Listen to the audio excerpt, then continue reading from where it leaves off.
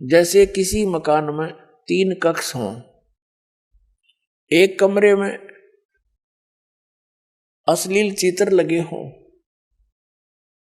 और दूसरे में साधु संत फकीरों के, महापुरुषों के चित्र लगे हों, उनके इतिहास लिखे हों, और तीसरे में इन शहीदों के, सूरवीरों के तो चित्र लगे हों।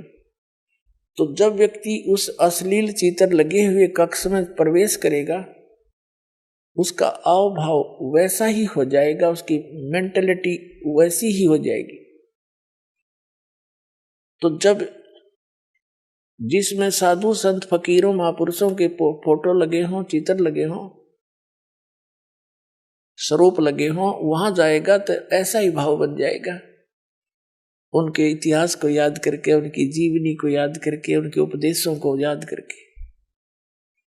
इसी प्रकार तीसरे कक्ष में जब जाएगा, शहीदों और शूरवीरों के जो चित्र लगे हुए होते हैं, बहादुरों के, तो वहां जाकर उसके स्वभाव वैसा ही हो जाएगा। ऐसे उसके मन में प्रेरणा होगी, इसने ऐसा कर दिया था, ऐसा करना चाहिए, बड़े महान थे। और आप भी उसी तरह की गतिविधि अंदर अपने आप पनप जाती है।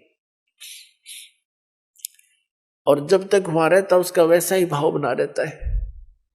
इसने ये चतुरता करके क्या किया कि जो रजोगुण प्रधान क्षेत्र है उसमें इसने अपने 5 मुख बनाए काल भगवान ने, और दुर्गा को सावित्री जैसा रूप बनाया।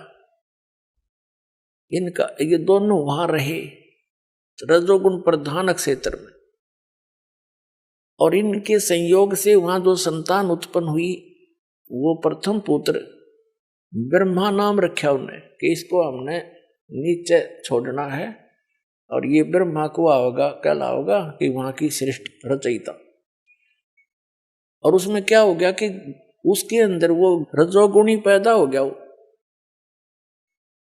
उसके अंदर रजोगुण हो गया कंप्लीट, सबसे अधिक, इतना जबरदस्त। और फिर जब वो दूसरे क्षेत्र में गए, सतोगुण प्रधान क्षेत्र में, तब इसने विष्णु जैसा रूप बना लिया, जैसे हम विष्णु जी का रूप देखते, और दुर्गा का रूप बना लिया लक्ष्मी जैसा। इन दोनों के संयोग से जो पुत्र उत्पन्न हुआ सतोगुण प्रधान क्षेत्र में, उसका नाम विष्णु रख दिया और वो सतोगुण युक्त हो गया।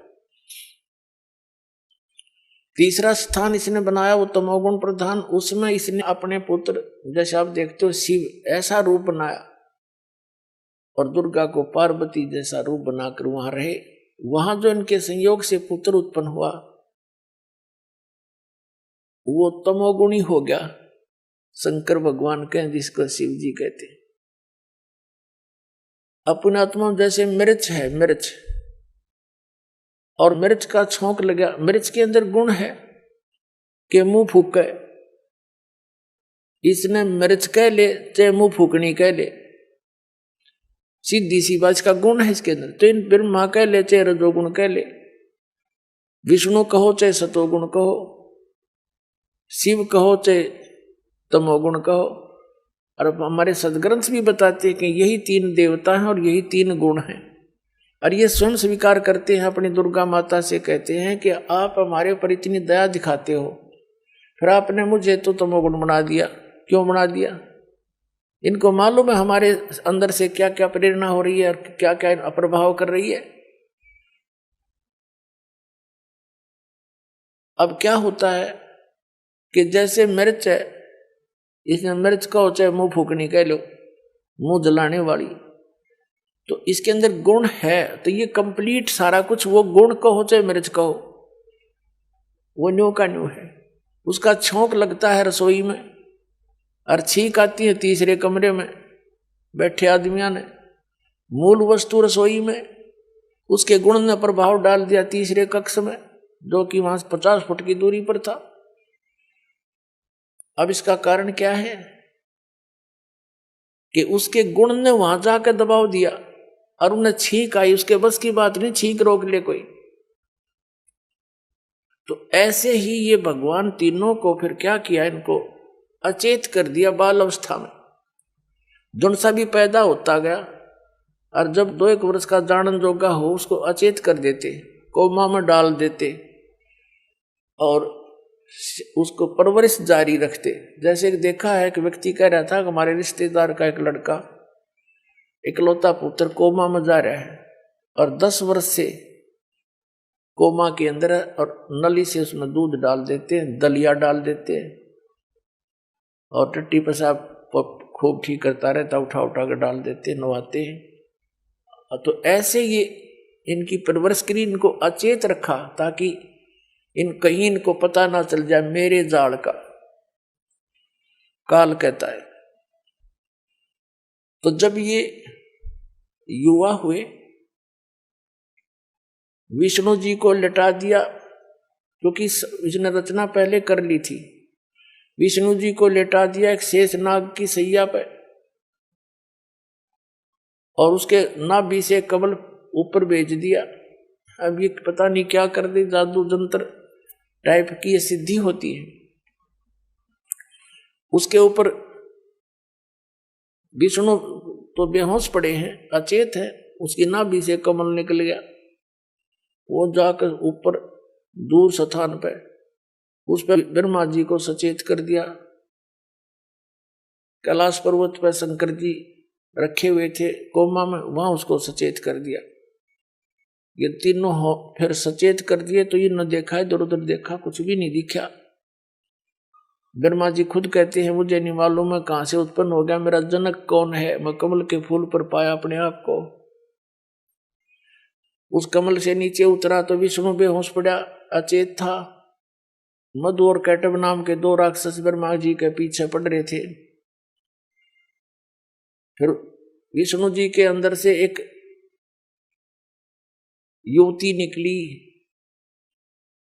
क्योंकि ये दुर्गा इनमें भूतनी की तरह प्रवेश थी, अन्य रूप बना के, जैसे किसी में प्रेत प्रवेश कर जाता है, बेहोश हो जाता है,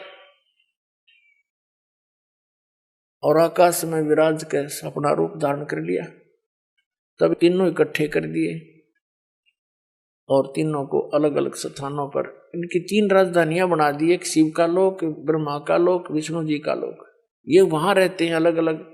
फिर इन तीनों का विवाह कर दिया, अपने वचन से 3 पुत्रियां बनाई, अपने ही वचन से 3 लड़कियां बनाई इसने, सावित्री, लक्ष्मी और पार्वती नाम रख दिया।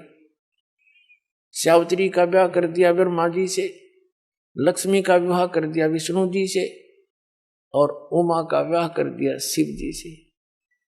और तीनों को अलग अलग राजधानी दे दी और कहा जाओ तुम अपना अपना काम करो।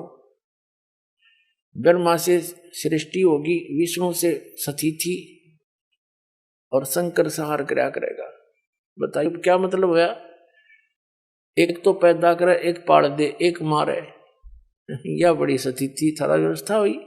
इसलिए इस काल को श्राप लगा था। वहां पर परमात्मा ने कहा था जोगजीत रूप में कि आज के बाद तेरा नाम काल होगा। तेने लड़की के साथ जुल्म करने की चेष्टा की और 1 लाख मानव शरीरधारी प्राणियों के शरीरों का तो नित आहार करेगा, सूक्ष्म शरीरों का, और निकल जाए यहां से। तो इसको वो अपनी गलती से इसका बीमारी लग गई, उसके लिए इसने हमें यहां मनुष्य रूप दिया। ना मनुष्य रूप भी ना देता है, मनुष्य शरीर देता ही नहीं। इसको पता ये भी डर है कि मनुष्य शरीर के अंदर ये भगवान को पहचान सकते हैं, इसलिए इसने नकली संतों को की भरमार कर रखी है, गली गली में, गांव गांव में भेज दिए मिसगाइड करने वाले।